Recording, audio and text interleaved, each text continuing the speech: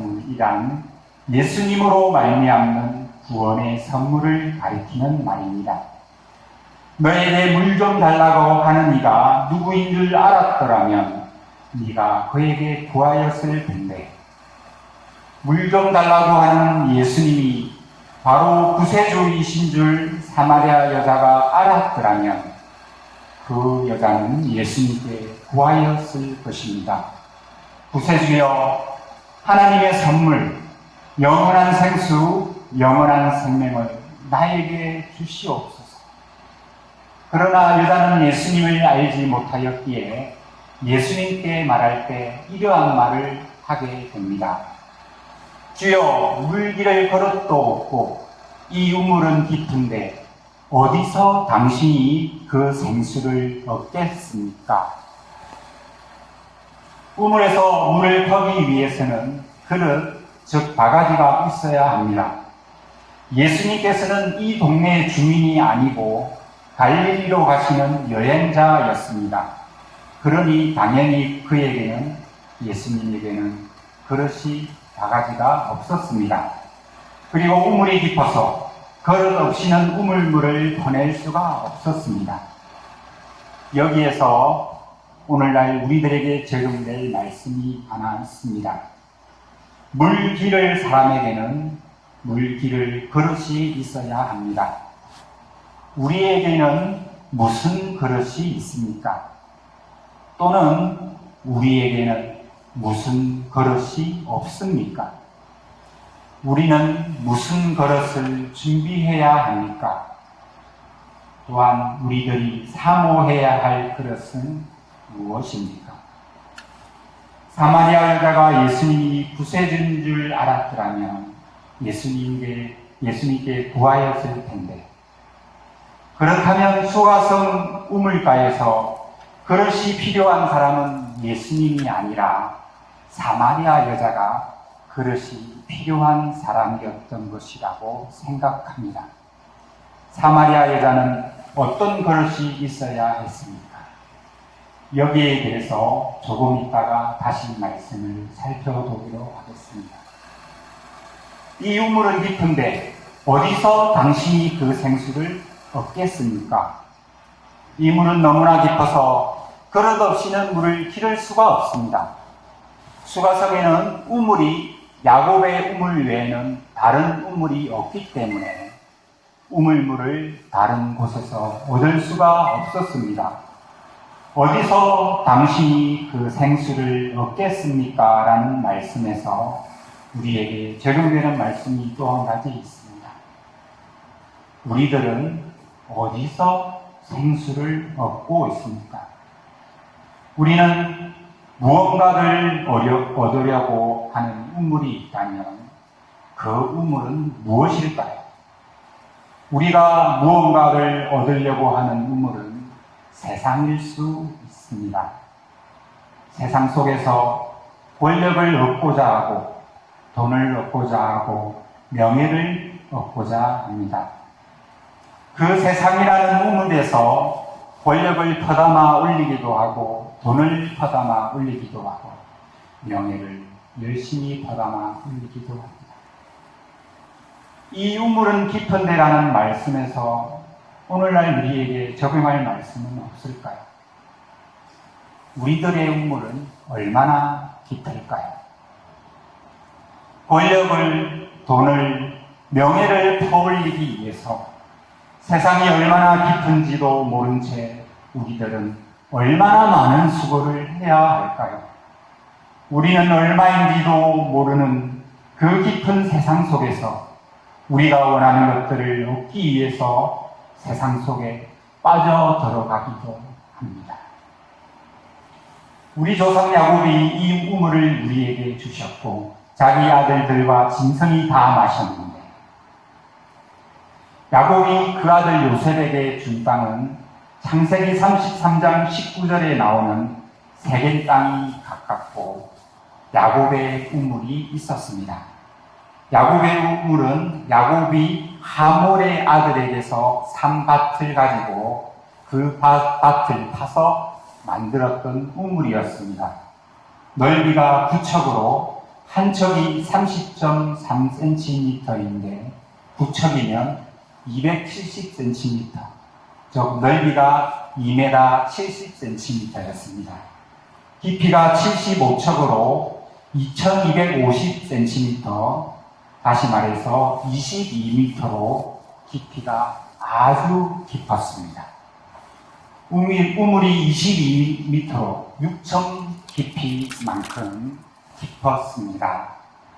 그렇게 깊었기에 우리 조상 야곱이 이 우물을 우리에게 주셨고, 또 여기서 자기와 자기 아들들과 짐승이 다 마셨다라고 사마리아 여자가 예수님께 말을 합니다.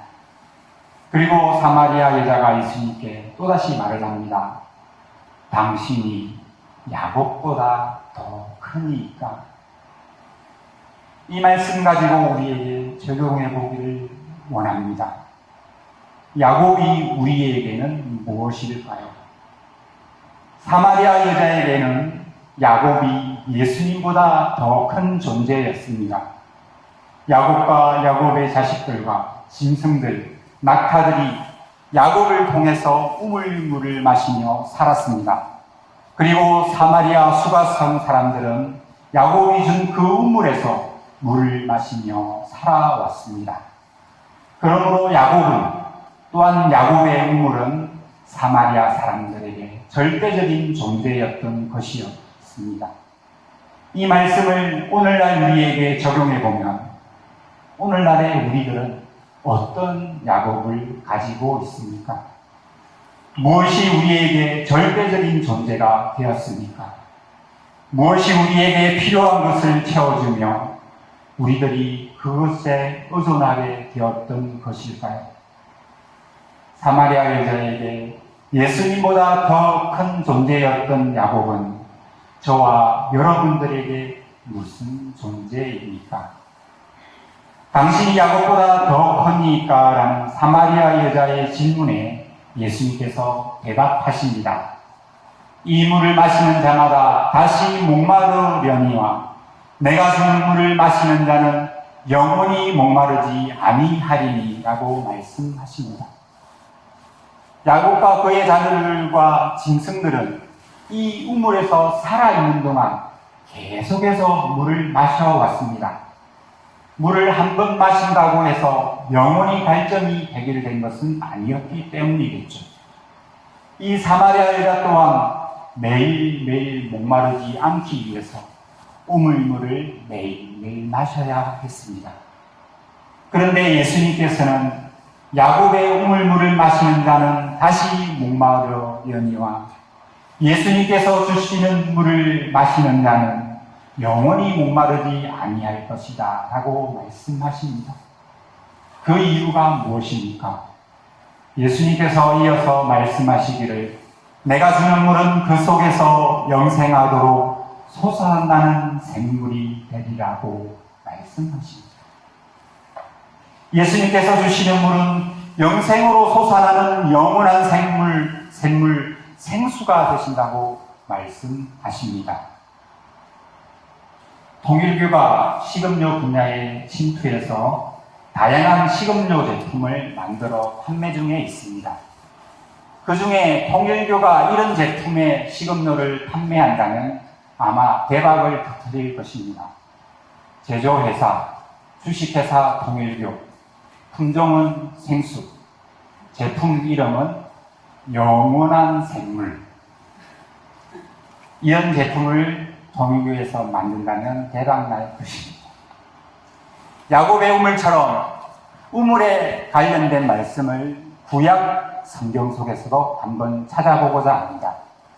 창세기 24장을 펼쳐보시기 바랍니다. 제가 계속해서 성경 말씀을 풀어드리겠습니다. 24장 22절을 보니 아브라함이 자기 집 모든 소유를 관리하는 늙은 종에게 말합니다. 너는 가나안 족속의 딸 중에서 내 아들 이삭을 위하여 아내를 택하지 말고 내 고향 내 족속에게로 가서 내 아들 이삭을 위하여 아내를 택하라고 말합니다. 그리고 하늘의 하나님 여호와께서 나를 내 아버지의 집과 내 고향 땅에서 떠나게 하시고 그가 그 사자를 너보다 앞서 보내실 것이다. 네가 거기서 내 아들을 위하여 내 아들의 아내를 택할 것이다 라고 늙은 종에게 아브라함은 말합니다. 이에 그 늙은 종이 아브라함의 낙타 중 10마리를 끌고 떠났는데 아브라함의 모든 좋은 것을 함께 가지고 떠나서 메소포타미아로 가서 나홀의 성이라는 곳에 도착했습니다. 그 낙타를 성곽 우물 곁에 꿀렸었는데 시간은 저녁이었습니다. 여인들이 물을 기르러 나올 때였습니다.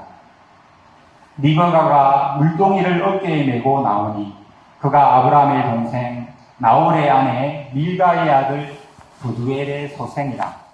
다시 말하면 리브가에게 아브라함은 큰 할아버지였습니다.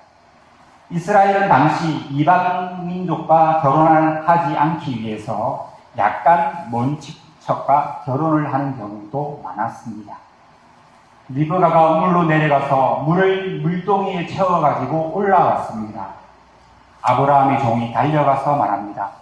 청하건대 네 물동이의 물을 나에게 조금 마시게 하라. 리브가가 말합니다. 내 주여 마시소서. 아브라함의 종이 하나님께 기도했던 대로 리브가는 아브라함의 종이 청하는 말에 물을 마시게 하도록 허락하여 리브가가 바로 하나님의 택한 자라는 것을 아브라함의 종이 알게 합니다. 급히 그 물동이를 손에서 내려 마시게 하기를 끝냈을 때에 리브가는 말합니다. 당신의 낙타를 위하여서도 물을 길어 그것들로 배불리 먹게 하리이다. 리브가는 아브라함의 종뿐만 아니라 그가 끌고 온 아브라함의 낙타 10마리를 위해서도 물을 길어서 낙타 10마리가 배불리 물을 먹게 합니다. 리브가는 낙타 10마리를 배불리 물 마시게 하기 위해서 여러 번 물을 날랐을 것입니다. 이때 아브라함의 종이 리브가에게 자신의 신분을 밝히고 아브라함의 아들 이삭의 아내를 구하고자 왔다는 말을 리브가에게 전하게 되었고 리브가는 이 일을 어머니 집에 알리게 되었습니다. 결국 리브가는 우물에서 아브라함의 종을 만나서 아브라함의 아들 이삭과 결혼하게 됩니다. 리브가는 우물에서 누구를 만나게 되었습니까? 아브라함의 종을 만났습니다. 그리고 어떤 변화가 있게 됩니까? 이삭과 결혼을 하게 되었습니다. 오늘 본문 말씀에서 사마리아 여자는 누구를 만났습니까? 예수님을 만났습니다. 그리고는 예수님으로부터 내가 주는 물은 그 속에서 영생하도록 솟아나는 샘물이 되리라는 말씀을 듣게 됩니다. 그렇다면 이 사마리아 여자는 어떤 변화를 받게 됩니까? 본문 말씀으로 더 들어가 보겠습니다. 사마리아 여자가 예수님께 말합니다. 주여 그런 물을 내게 주사 목마르지도 않고 또 여기 물 기르러 오지도 않게 하옵소서.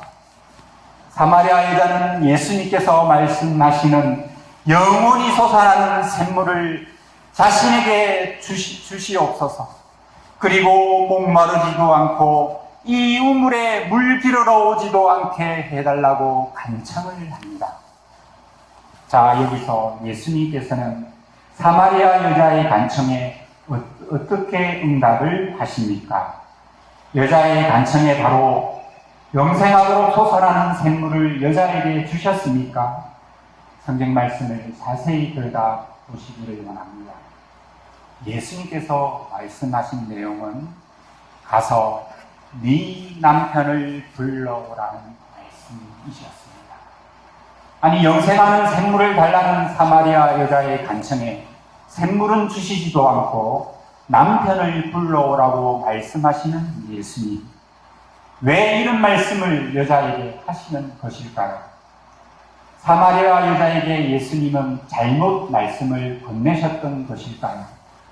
말씀을 자세히 보면 두 사람의 대화 중에 잘못된 사람이 예수님이 아니라 사마리아 여자라는 것을 알 수 있습니다. 여자는 예수님의 말씀에 대답을 합니다. 나는 남편이 없습니다. 여자의 대답에 예수님께서는 말씀하십니다. 네가 남편이 없다 하는 말이 옳도다.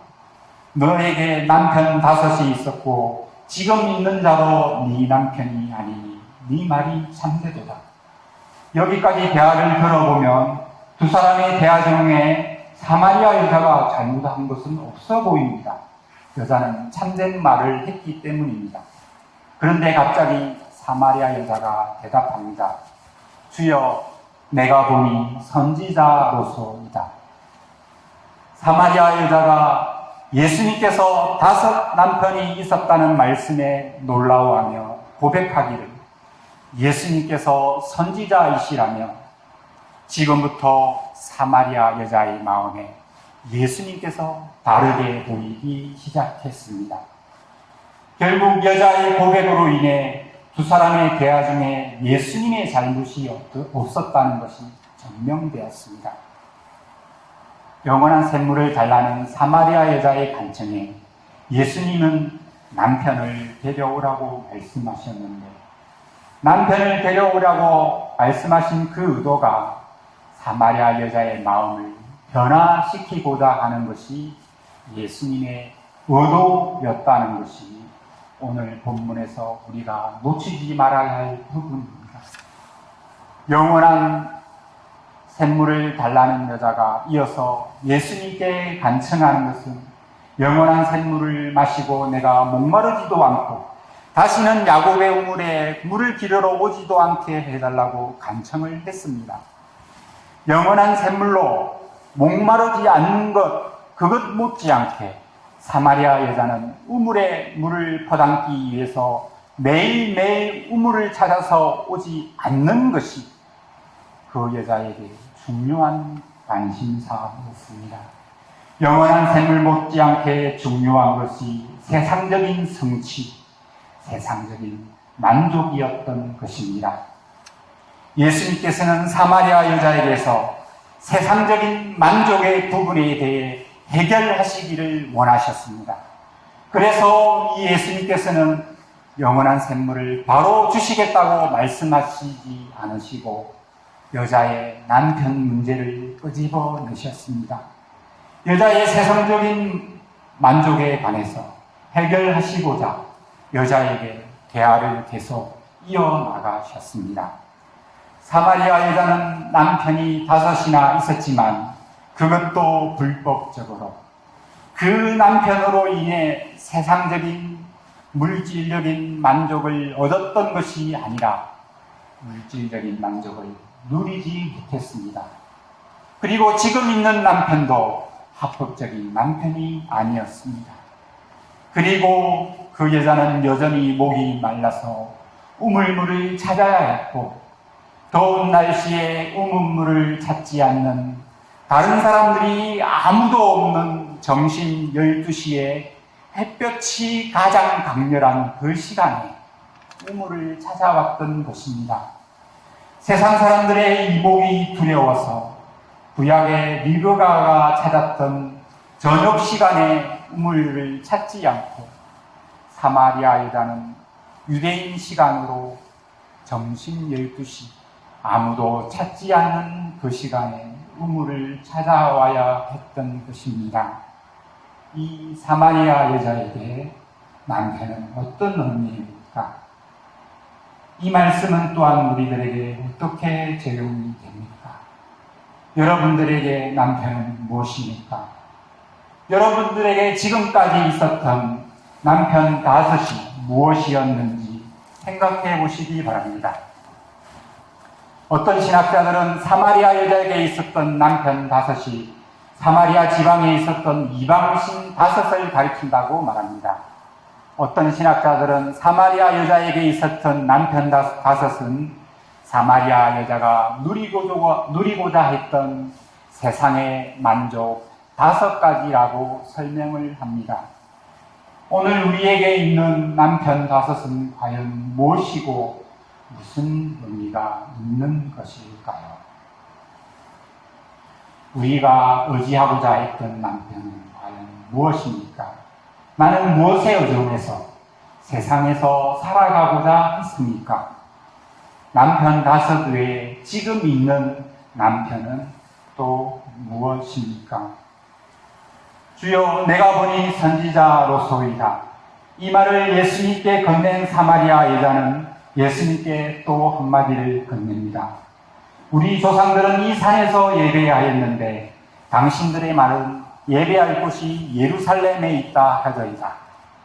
유대인들은 줄곧 예루살렘에서 예배를 드려야 한다고 주장했고, 사마리아 사람들은 주전 400년경에 그린신 산에 성전을 짓고 거기서 예배를 드리게 됨으로써 유대인과 사마리아 사람들은 예배 장소를 가지고도 서로 미워하기 시작했습니다. 예수님께서 말씀하십니다. 여자여, 내 말을 믿어라.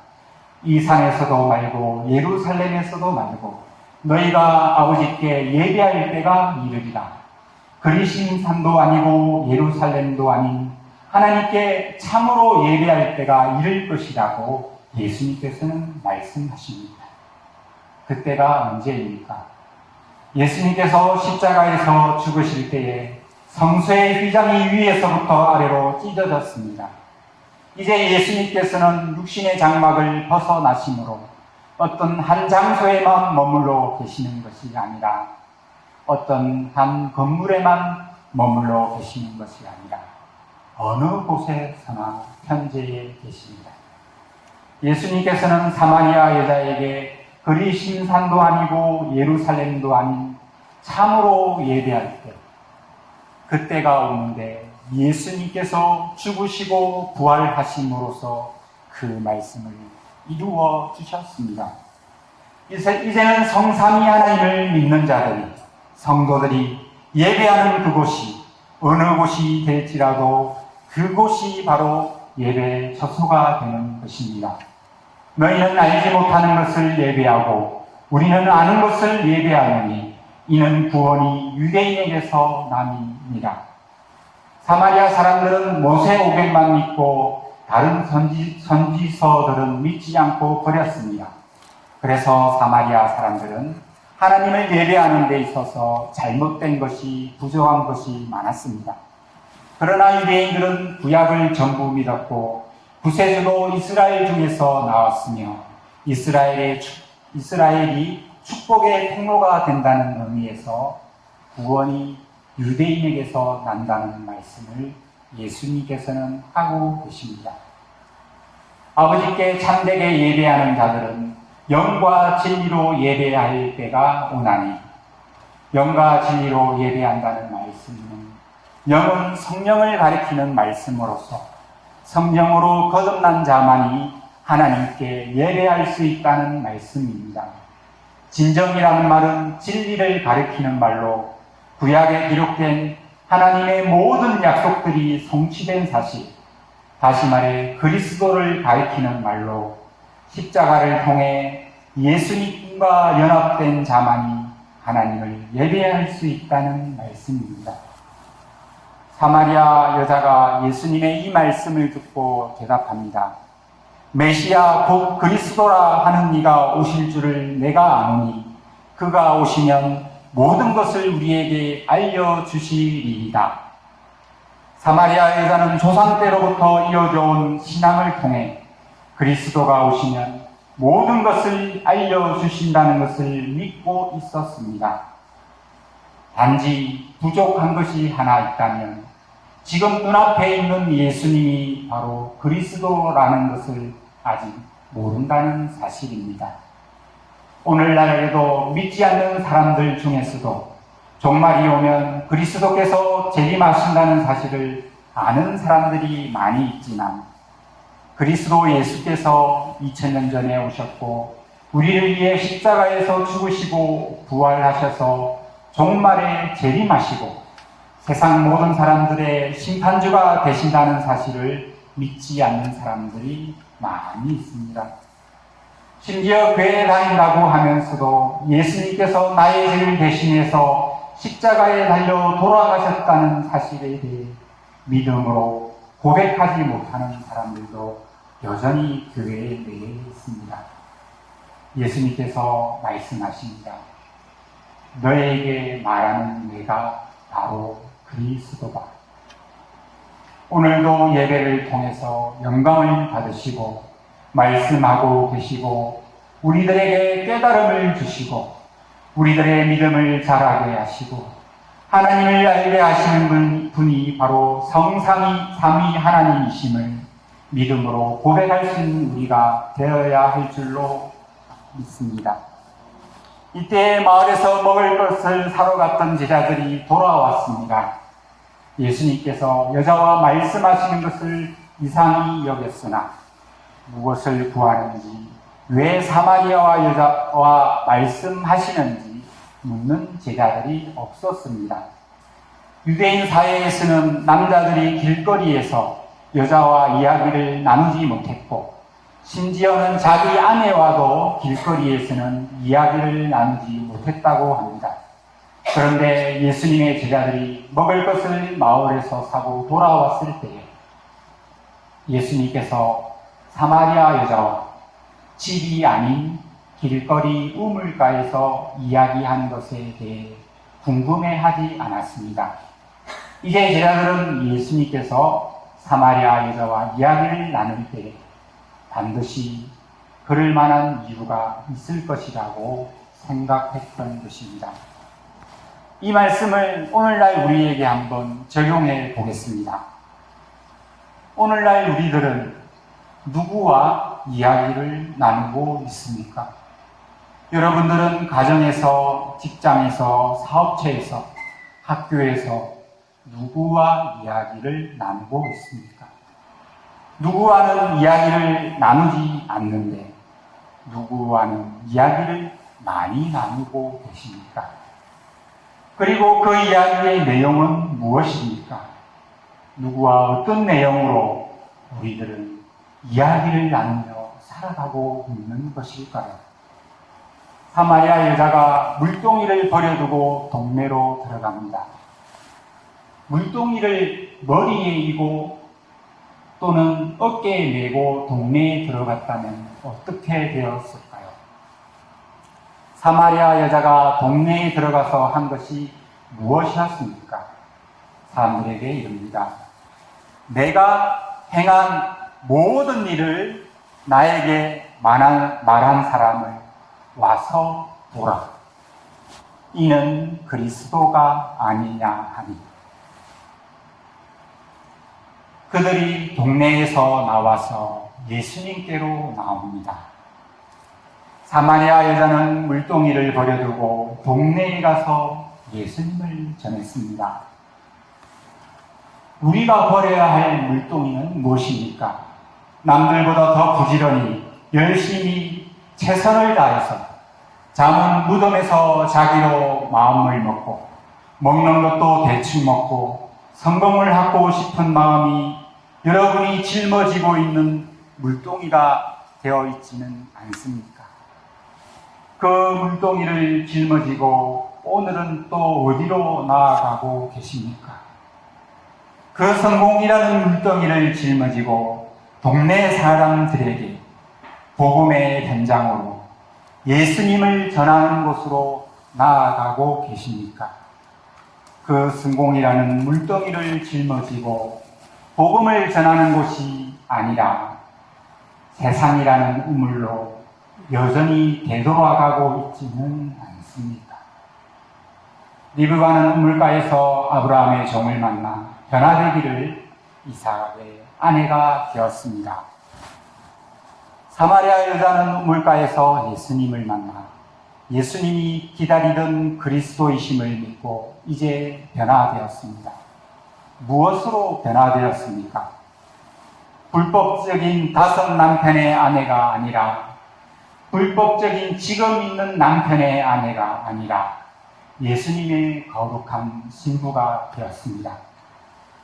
불법적인 5 남편은 그녀에게서 숨기고 싶은 과거였고 불법적인 지금 있는 남편은 그녀에게서 숨기고 싶은 현재이지만 예수님을 구세주로 믿고 난 다음에 그녀에게서 예수님은 천국의 거룩한 혼인잔치의 신랑이었고 동네 사람들을 찾아다니며 전하고 싶은 천국의 거룩한 혼인잔치의 신랑이었습니다.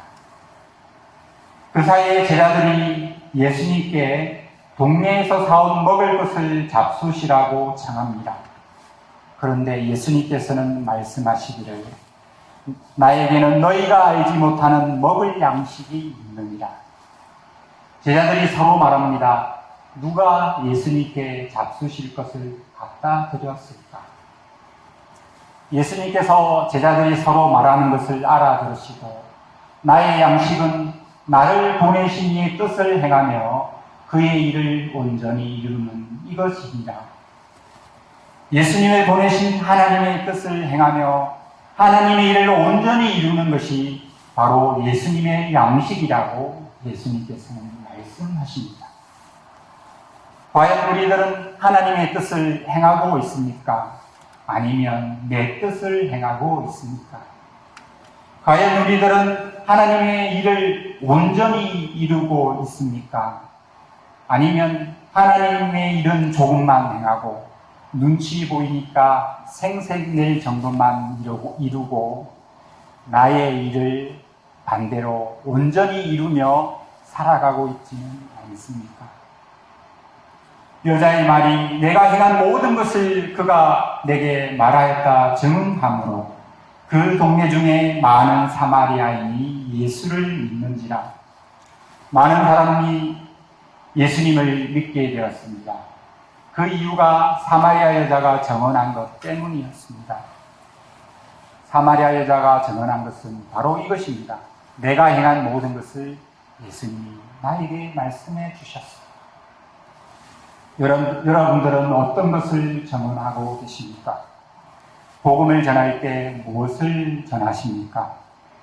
사마리아 여자처럼 여러분들이 살아오면서 행한 모든 것을 예수님께서 여러분들에게 말씀해 주셨습니까?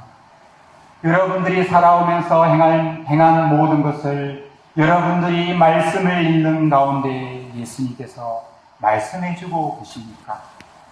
여러분들이 살아오면서 행한 모든 것을 여러분들이 기도하는 가운데 예수님께서 여러분들에게 말씀해 주고 계십니까? 지금 예수님과 그렇게 여러분들이 대화하고 계신다면 잘하고 계시는 것입니다. 그것이 바로 천국 복음을 전하는 것의 시작이 되는 것이기 때문입니다. 사마리아인들이 예수님께 와서 자기들과 함께 유하시기를 청합니다. 예수님께서 거기서 이틀을 유하셨습니다.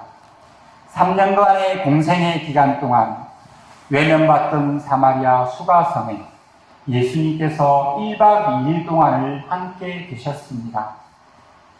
30년의 인생 동안 여러분들은 20일, 19박 20일을 예수님과 함께 계셨습니까? 60년의 인생 동안 여러분들은 39박 40일을 예수님과 함께 먹고 자고 이야기를 나누며 예수님과 함께 삶을 깊이 나누셨습니까? 아니, 유대인들에게 외면받던 그때 당시 사마리아인들과 다르게 예수님을 십자가에서 돌아가시고 부활하신 그 이후에 예수님을 만나서 살아가고 있는 우리들이라면 60년 동안, 100년 동안 예수님과 함께 매일 먹고 자고 이야기를 나누어야 할 것이라고 생각해 봅니다. 예수님의 말씀으로 말미암아 믿는 자가 더욱 많아졌다고 성경에 기록되어 있습니다. 그리고 사마리아 사람들이 그 사마리아 여자에게 말하기를 이제 우리가 믿는 것은 너의 말로 인함이 아니니 이는 우리가 친히 듣고 그가 참으로 세상의 구주신지를 알기 때문이다 라고 말을 합니다. 이제 여러분들이 믿는 것은, 우리들이 믿는 것은 아무 개의 말로 인함이 아니고 여러분들이 친히 예수님의 말을 들었기 때문에 예수님을 믿는 것이라고 생각합니다. 맞습니까? 이제 여러분들이 믿는 것은 아무개의 말을 들었기 때문이 아니고 여러분들이 예수님을 참으로 세상의 구주시라는 것을 알기 때문에 예수님을 믿는 것이라고 저는 생각합니다. 맞습니까? 여기서 여러분에게 질문을 하나 던져보겠습니다. 이 사마리아 여자는 다시 우물에 물을 길으러 갔을까요? 가지 않았을까요? 물을 길으러 당연히 우물에 갔을 것입니다.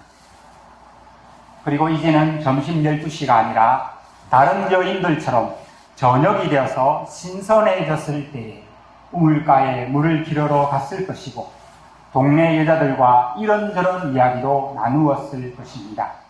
이제는 부끄러움이 사라졌을 테니까요.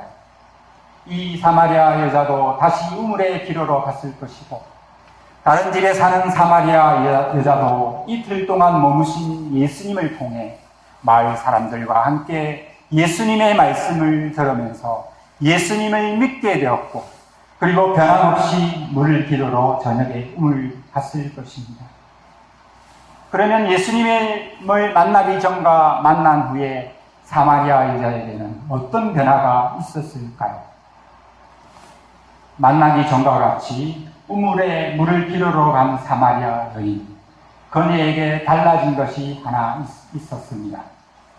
그 사마리아 여자는 이제 더 이상 자신이 의지할 사람이 남편이라고 믿고 살지 않았을 것입니다. 세상적 만족은 결코 그 사마리아 여자에게 영원한 생수가 되지 않는다는 것을 깨달았을 것입니다. 그 사마리아 여자가 그토록 찾았던 그리스도를 만나게 되었고 이제 그리스도가 오셔서 모든 것을 그녀에게 알려주셨기 때문에 이제 그녀는 영원한 생수의 비밀을 알게 되었을 것입니다. 이제 그녀는 당신이 야곱보다 크니까? 라는 질문을 예수님께 던졌다면 우리들은 당신은 야곱보다 더 크십니다 라고 예수님께 신앙 고백을 들어야 할 줄로 믿습니다.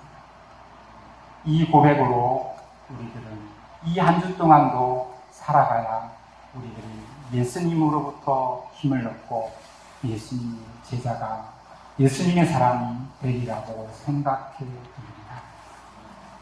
기도하시겠습니다.